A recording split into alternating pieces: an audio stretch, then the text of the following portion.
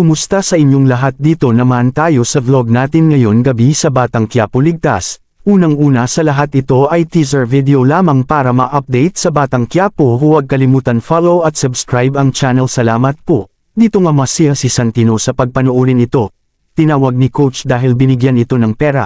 Ito si David ay nakapasok sa mansion dahil may sugat ito. Masaya ang may-ari ng resort dahil mo customer ito.